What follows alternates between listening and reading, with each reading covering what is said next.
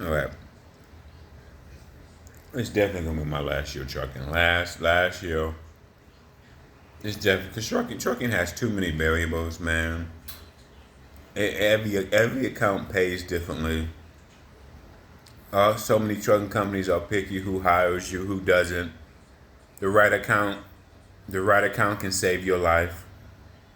The right account, OTR is the shittiest job ever. Going to all these random places, that's a shitty part of trucking. Like I said, the shittiest part of trucking is OTR being out for weeks at a time. I mean, unless you're making thousands. There's too many things that interfere with your paycheck as an OTR driver. There's too many things that interfere with your paycheck. You go into places you don't even know. You have no rapport. So it's not like as you work, the more years you put in, the smarter you become. No, it's the complete opposite. You can be doing OTR for months or years. You go in places not know where you go in places like a new employee. That's how dumb OTR is. You're not building no rapport. Okay. Not forget it takes away your whole life, bro. It it it it just does. I got something else I'm looking into. I've been looking into it. I got things on it, but it just takes away your whole life. As a truck driver, especially as a company driver, you are not in control of where you go. They send you all over the place. They set you up for fucking failure. It's the only business where your supervisor never really sees what you do. They can put you in a high risk area where you get tickets. It ain't even fucking worth it, bro. OTR is the shittiest part of trucking. It is. For the old fuckers doing it 10 or 20 years, And then companies won't hire you. You want to get on a nice dedicated account, you know what I'm saying? Get you 2 days off, 2 days off for you home every weekend or every 2 weeks. And then, trucking is so subjective. That's why these motherfuckers go to Super Ego. You're only going to Super Ego unless something's on your record. Okay, you're only going to Western Express unless something on your record too. Okay? And then your pay can easily drop. Like you can be on one account, let's say making $30, $40 an hour or equivalent. Okay, and then the account close or you get fired from this account, either or whatever. You switch something, whatever happens, and then going to another. When you go to another company, your schedule will change and your pay will change. And every carrier. This is what I realized about trucking that old people don't talk about. All these carriers got different contracts with different freight, with different warehouses. That's why the mega carriers got all these dedicated accounts. That's why JB Hunt got all these dedicated accounts. Schneider. That's why these companies got. That's why these trucking companies got dedicated accounts. They understand that's where the money's at. They got contracted freight. They just don't know random like these Chicago companies. They just send you all over the fucking place. They set you up to lose your license. They set you up in a high risk area. Delivering in New York, to me, New York City is a high risk area. Driving west, Colorado, Wyoming in winter time during the snow season, all that shit is a high risk area. I don't care if you've been driving for 5 years or 10 years, the shit ain't worth it, bro. You're trucking this ass backwards. Most people will never work for UPS or Walmart. Them are dedicated, great clients. The chance of accident is way less because you're knowing the customer. You work a region, not going all over in detrimental areas. Fuck that. Then, you don't pick your own loads. So much interfere with your fucking paycheck is up and down. Then it takes away your whole fucking life, bro. It just does. It takes away your whole life. Trucking is so fucking regulated. They act like you're gonna make 100 or 200K.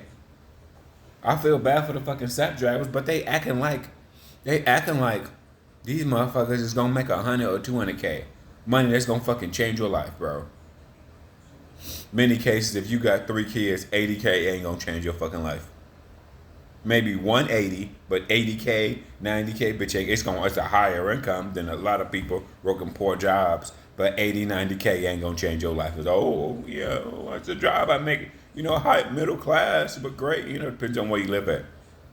80K in New York City ain't shit. 80K LA ain't shit, 80K even in, no. No, I was just talking to a lady, an Uber driver, but she had 5 kids. 5 kids. She had to be living off the system. This is, I realized, only wait, think about how much it costs to have 5 kids. She had to be living off the system. You got to be. How the hell you gonna raise 5 kids making $15 an hour, $20 an hour? Joke. You got to be living off the system and Section 8. That's what I realized. I'm like, ain't no way. How you raise five kids? I broke as a joke, even with the best paying trucking job. Broke as a joke. Okay. She got this house. I'm thinking like, wow. These women and some of these women with all these goddamn kids doing all right. Well, they got Section 8 housing. It's almost they got to jump ahead. You get a house, Section 8. My friend just told me Section 8 paying $1,500 a month. And then they only pay 30% of that. They only pay a quarter or 30% of that. They only pay, a couple hundred for a $1,500 house. So, okay. So, But back to trucking, bro. Trucking, it's so many variables. OTR is shitty. Your trucking career is halfway over. When you switch companies, you switch pay. So many companies won't hire you now because of this, because of that. Like with technology, it's kind of fucked up trucking. Because, you test positive or you work for too many jobs. Like I want to work for Martin. Martin won't hire me. Martin would be easy, but they won't hire me. Okay, they got a dedicated Walmart account, but they won't hire me. JB Hunt, I think I gotta wait more time. You know what I'm saying? I'm dedicated account. It's not about fucking money no more to me, trucking. I don't give a fuck. I'll take less money. And do a dedicated account. It's not about money. Fuck money. Fuck that. No, I hate going places. To look stupid, not knowing what the fuck to go, what to do. I'll be in 4 or 5 hours here, waiting there. No, New York City. No, Colorado in the winter time. Fuck that. No, chain law. Fuck that. Ain't worth a damn. Chain law motherfuckers shouldn't be driving. Trucking, long term, if you get in an accident, your career is almost over. You got to go work for a shitty company.